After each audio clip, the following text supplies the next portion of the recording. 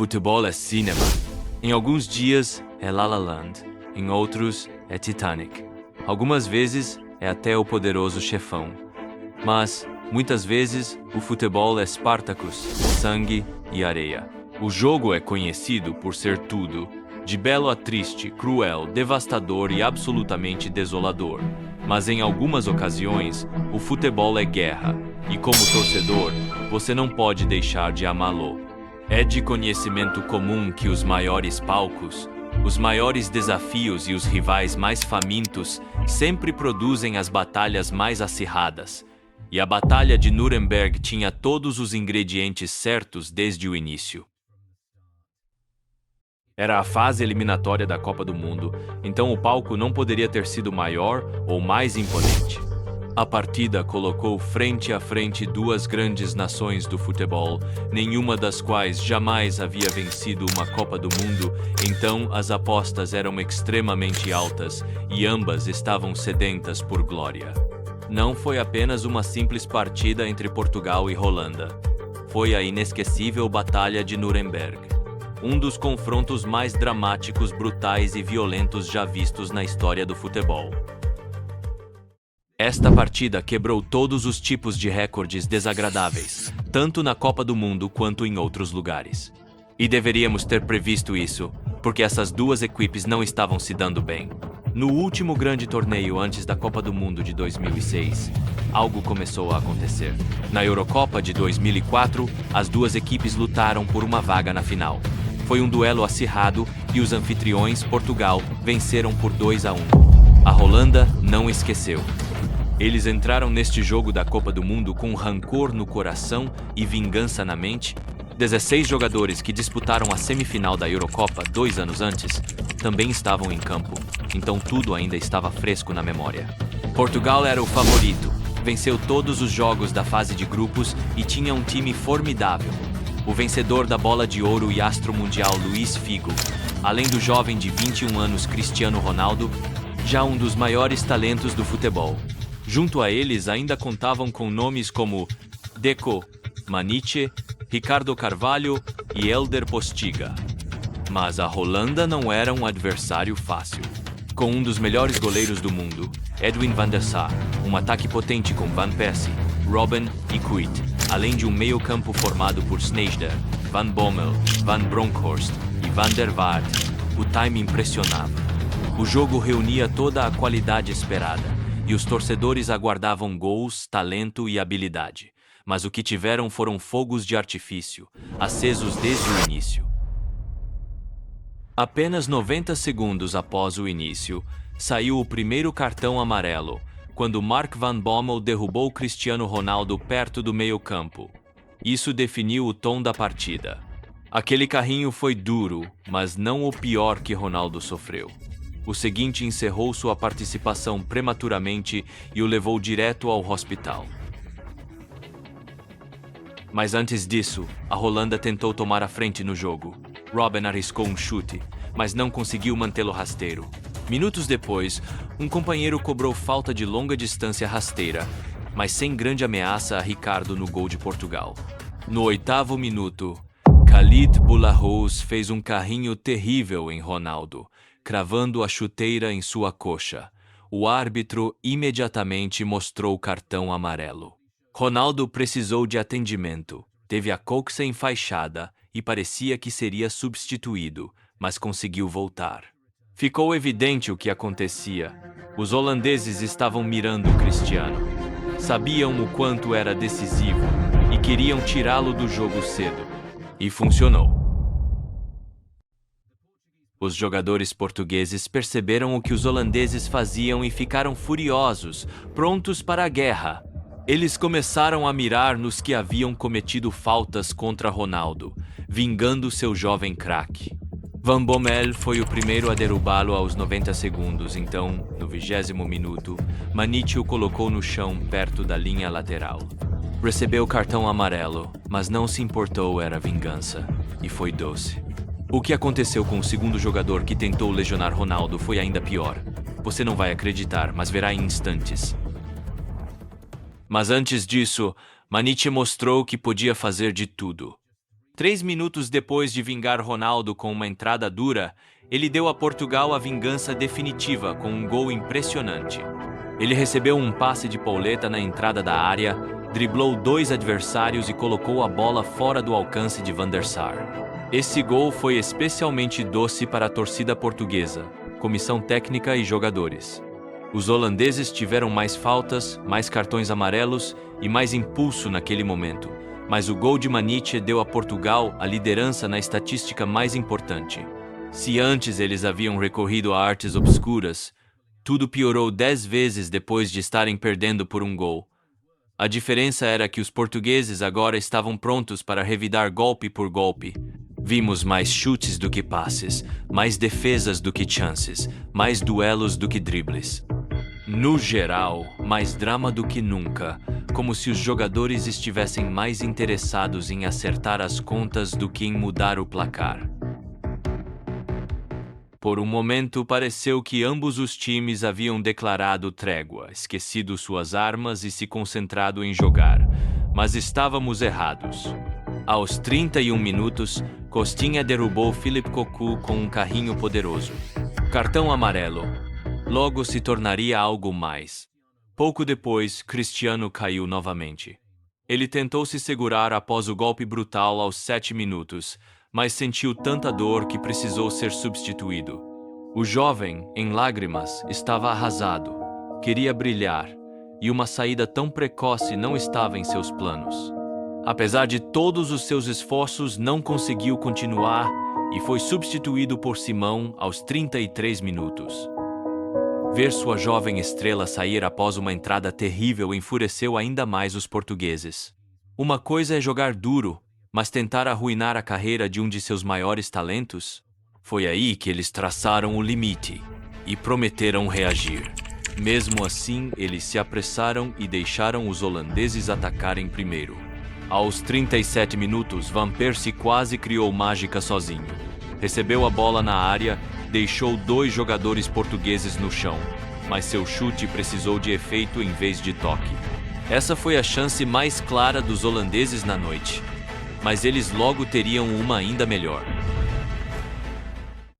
De qualquer forma, todos os desarmes, colisões e lesões do primeiro tempo culminaram em um choque aos 39 minutos. Costinha, já com o cartão amarelo, cometeu falta em André Oijer perto do círculo central, e os jogadores imediatamente cercaram o árbitro. Os holandeses exigiram sua expulsão, enquanto os portugueses tentaram impedi-la. Costinha permaneceu em campo, mas não por muito tempo. No 43 do minuto, Nuno Valente, de Portugal, cravou o pé no peito de Robben dentro da área. Era pênalti claro e expulsão garantida, mas Portugal foi salvo pela bandeira. Havia impedimento na jogada anterior, então nada depois importou. Ficava evidente que veríamos 1 ou 2 cartões vermelhos. A questão era apenas quando o primeiro sairia. Em breve. Muito em breve. Antes disso, porém, ambos os lados tiveram chances reais. A falta de Sneijder no 44º minuto passou muito acima do travessão, enquanto o chute de Pauleta exigiu grande defesa de Van der Sar. E se você acha que o primeiro tempo acabou aí, enganou-se. Ainda havia uma reviravolta. Nos acréscimos, Costinha cometeu um erro bobo. No meio de campo, sem ameaça real, esticou o braço e tocou a bola. Parecia esquecer que já tinha amarelo. O árbitro não teve escolha. Segundo cartão e expulsão antes do intervalo. Portugal ainda mantinha a liderança, mas com a Holanda em menor número, o jogo parecia diferente. Scolari sabia que precisava repensar sua estratégia para o segundo tempo e manter a vantagem portuguesa. Esse plano, no entanto, era menos futebol total e mais lembretes totais. Aos 49 minutos, Philippe Cocu teve uma oportunidade incrível de empatar. O meio-campista se viu com bastante espaço na área após uma tentativa frustrada de bicicleta de um companheiro. A bola bateu em um zagueiro português e caiu no colo de Cocu. O goleiro sabia o que fazer. Imediatamente chutou de voleio com o pé direito, deixando o goleiro com apenas uma visão. Mas, com o goleiro batido, o travessão veio em seu socorro. A bola bateu forte e saiu rapidamente.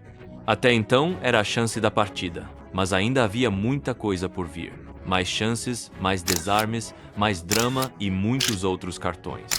Aliás, a próxima chance veio logo no minuto seguinte, quando Petit derrubou Van Bommel no meio-campo e recebeu cartão amarelo por interromper um ataque. Van Bommel levantou-se rapidamente e quase marcou o gol de empate. Ele chutou de cerca de 30 metros e Ricardo desviou a bola para escanteio. Com os ataques de longa distância ficando mais frequentes, os jogadores tentaram mais algumas vezes.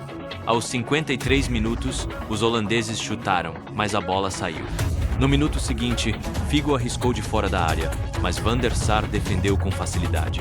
Maniche também chutou de fora da área, em uma tentativa mais perigosa, mas Van der Sar salvou novamente. Aos 58 minutos, outro chute de longa distância da Holanda obrigou o goleiro português a se esforçar para defender. A série de chutes de longa distância foi apenas uma pausa. Logo voltamos à programação de entradas duras, discussões e cartões. Deco foi derrubado por Van Bronckhorst fora da área da Holanda no minuto 59 e a entrada gerou mais que um cartão amarelo acabou em briga. O capitão Figo, irritado com a falta contra um de seus melhores jogadores, mostrou seu descontentamento. Encarou Van Bommel e deu uma cabeçada nele. Recebeu um amarelo, mas nem se importou. E sabe quem mais não se importou? O técnico de Portugal, Felipe Scolari. Na verdade, ele amou aquilo. Quando perguntado sobre a cabeçada, disse: Jesus Cristo pode até virar a outra face, mas Luís Figo não é Jesus Cristo. Sim, foi uma declaração louca, mas este foi um jogo louco e ainda nem tinha acabado. Podia-se dizer que estava apenas começando a ferver. No minuto 60, Simão quase colocou Portugal em vantagem por 2-0 com sua cobrança de falta, mas o chute passou ligeiramente acima do alvo. No minuto 63, veio o segundo cartão vermelho da noite. Boulahrouz, que já havia recebido seu primeiro cartão por lesionar Ronaldo, acertou um cotovelo no rosto de Figo perto da linha do meio-campo. Alguns dizem que não foi intencional, mas era difícil acreditar nisso considerando como o jogo havia se desenrolado. A expulsão gerou pequena confusão à beira do campo, com empurrões e discussões entre jogadores e comissões técnicas. Alguns precisaram ser contidos. O jogo recomeçou, com a Holanda pressionando em busca do empate. No minuto 68, Kuyt tentou um chute de longa distância, desviado, mas defendido com facilidade pelo goleiro. No minuto 71, Sneijder tentou um voleio na entrada da área, mas foi bloqueado por uma defesa portuguesa firme. 2 minutos depois, Deco, que havia sido vítima de uma entrada dura minutos antes, virou o agressor. Deslizou por trás em Heitinga, que voou e rolou no chão. Isso levou rapidamente a outra briga em campo.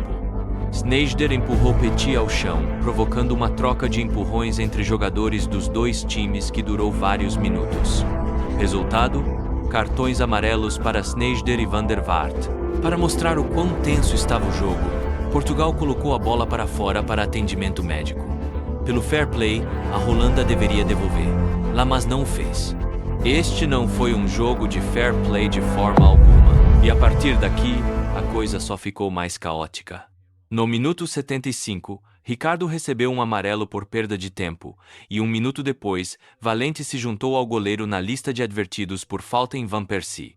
No 78, Deco levou mais um amarelo por atrasar a retomada rápida do jogo e estava fora. Esse foi o 15º amarelo e o 3º vermelho da partida. Absolutamente insano. Mas, de alguma forma, ainda não tinha acabado. Começamos com 11 contra 11, mas agora estávamos 9 contra 10. Ainda assim, o árbitro não tinha terminado de mostrar o cartão vermelho. De qualquer forma, com vantagem numérica novamente, a Holanda tentou buscar o empate, e todos que assistiam acharam que Kuyt conseguiria ao ficar frente a frente com Ricardo.